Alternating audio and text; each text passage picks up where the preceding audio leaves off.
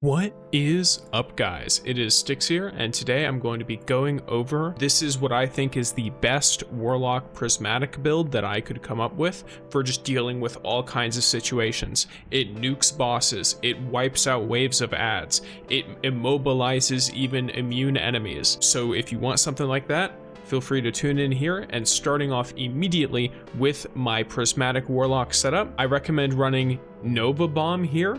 I initially recommended Needlestorm or Song of Flame, which are both very good, but I found for Transcendence generation, Nova Bomb does amazingly, and the buffs they've done to it have actually been pretty substantial.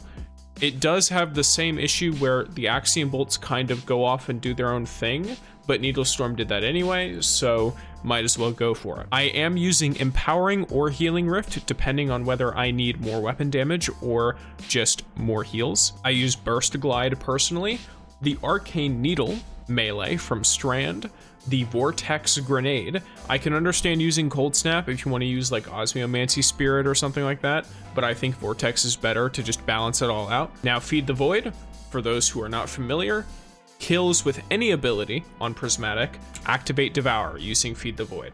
This is any of my abilities at all. I have 3 Arcane Needle melees. I'm going to get a kill with one of them. Your Devour effects are also improved, so you restore basically your whole health and grenade energy, not your whole grenade, but a lot of grenade energy and all of your health whenever you get Devour effects, which it just continuously recharges every time you get a kill, regardless of what you're getting the kill from. Hellion is the new solar aspect, which is both for Prismatic and for Solar Warlock. Every time you activate your class ability, your Rift, you summon a little solar buddy that just shoots flaming balls that scorch everything around them. It's pretty fun, and it's really good at generating light transcendence energy, which balances out the number of Arcane Needle and Suspend effects I throw out, as well as the fact that I'm going to be using a darkness weapon as one of my main weapons. The fragments I'm using with this are Facet of Hope. While you have an elemental buff, your class ability regenerates more quickly. Facet of Devotion, defeating targets afflicted with stasis or strand debuffs grants bonus light transcendence energy. Very useful because I'm going to get lots of kills against enemies that are unraveled because of my Arcane Needle. Facet of Balance, rapidly defeating targets with light damage grants me melee energy, so my grenade kills are going to give me melee energy. And rapidly defeating targets with darkness damage grants grenade energy. It's going to go back and forth. It's going to be really good for generating all of that transcendence. And then Facet of Dawn, powered melee hits against combatants makes you radiant. Powered melee final blows make you and nearby allies radiant. Very, very good here. In my opinion, this works extremely well with Arcane Needle. I end up making myself radiant a really good amount of time. And then Facet of Purpose, picking up an Orb of Power grants either Amplified, Restoration, Frost Armor, Woven Mail, or Overshield. This is variably useful, in my opinion. If you're using something like Arc, like Solar, or Stasis as your super, this is extremely good. For Strand, it can also be really good, but Woven Mail was recently nerfed. And Overshield I consider the least useful of these, personally, just because they don't grant as much of a damage resistance. But I do have a replacement for it. If you have it unlocked, Facet of Dominance, which causes Void Grenades, specifically works with your Vortex, to weaken targets. Or if you run an Arc Grenade, it jolts targets, but I'm assuming you're running a Void Grenade, the Vortex Grenade here. And I think it's a very useful ability for just that. Now, exotic wise, I'm using Mataidoxia, and its exotic perk is Styx. Targets damaged by Arcane Needle emit a suspending detonation when defeated, and landing multiple Arcane Needles on the same target, 3 or more, immediately triggers a larger, more powerful detonation. Defeating suspended targets gives you melee energy. In addition to that, your Arcane Needles are strong against barrier champions. For those who are unaware, when you suspend a target, it provides an unstop break, so it will stun unstoppables. And in addition, now your Arcane Needles have intrinsic anti-barrier. So this one exotic gives your Arcane Needles the ability to on command stun both anti-barrier, or both barrier, and unstoppable champions. Then all you need is Overload. That's it. You don't need anything else. So I think this is really good for that. And you constantly get multiple Arcane Needle charges because of the fact that you get so much extra energy from killing the suspended targets. And in most content, one Arcane Needle is enough to hit and almost kill an enemy, and then you just have to finish them off. And even in upper levels of content, it's not very difficult to whip out the new Strand rocket sidearm or something like that and just finish off the target really quickly.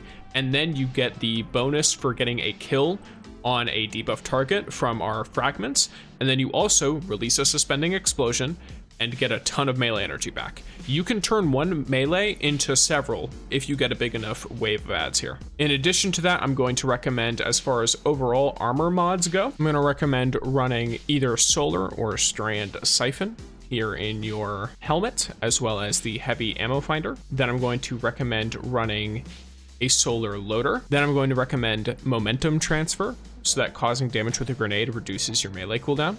Just get more Arcane Needles out there. On your chest piece, I recommend Sniper Damage Resistance and Harmonic Resistance and Concussive Dampener. In general, that's just what's useful for me right now, just a bunch of damage resist. I run double Solar Weapon Surge. I could also see double Strand Weapon Surge. On my Ghost, I run Powerful Attraction, Time Dilation, and Bomber. I could also run Outreach here, and it would be very useful both ways. As far as the weapons go, the setup I've been running for the entirety of the campaign ever since I got a couple of the Call rolls have been using the Call as my kinetic weapon.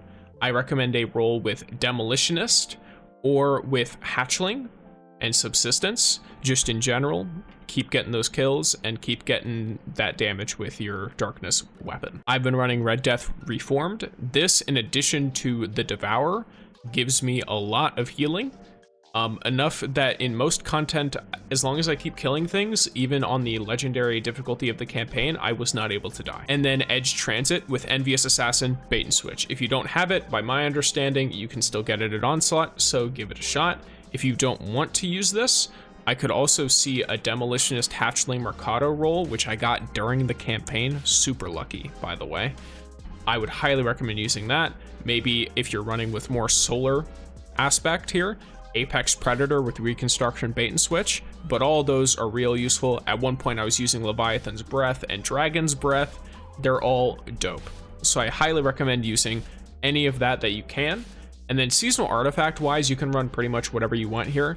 I have been focusing on some level of sword stuff, but also running some items that are less related to that. For example, when I was running Song of Flame instead of Nova Bomb, I was using Elemental Siphon so that I would get elemental pickups from kills with Red Death. You could also run Threaded Blast so that tangles created by your Arcane Needle are more of an explosion when you shoot them with the Call. You can get counter energy, so when you stun a champion, you get energy for your least charged ability. You can use Void Hegemony, which defeating weakened targets provides Overshield, or you can use Radiant Orbs, which, while Prismatic is being used, picking up an Orb of Power makes you Radiant. This is very nice little damage increase. And then I plan on, once I have them unlocked, running something along the lines of either Argent Blade if I'm planning on using swords, or using Expanding Abyss, because Void Sources deal increased damage to weakened targets, and Transference, increased grenade and melee damage while Transcendent, and weapon final blows while Transcendent refund energy. I think that could be extremely useful, but we'll have to see. I'm testing more of this stuff out. This is just my idea of what is the best so far. Winning Hand could also be useful if you want to combine even more of your dealer's choice weapons, but it's all super good, and I highly recommend all of it. So if you enjoyed the video, feel free to like, comment, subscribe, and let me know what kind of builds you guys want to see in the future. I was thinking of going Titan next, and then Hunter.